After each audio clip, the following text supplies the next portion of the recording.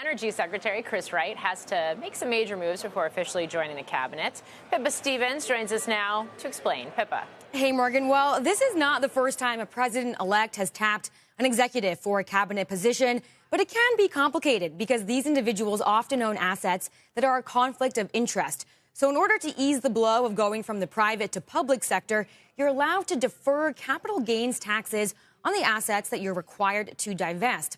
In the case of Liberty Energy CEO Chris Wright, who is the nominee for Energy Secretary, he owns 2.2 million shares of the company, worth roughly $39.2 million, according to data from Equilar. Now, once the U.S. Office of Government Ethics decides what he needs to sell, he'll be issued a certificate of divestiture, allowing him to roll those taxes. He'll have 90 days to sell his stock and then 60 days to reinvest the proceeds if he wants to take advantage of the tax deferral. There are restrictions around what he can buy, with three choices: a blind trust, diversified mutual funds, or U.S. Treasuries. When those assets are sold, he'll have to pay capital gains on that sale as well as the prior sale.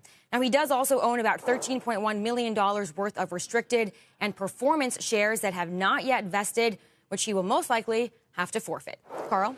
It's important to keep note of, as we have an administration that's going to rely heavily on private sector. Thank you very much, Pippa Stevens.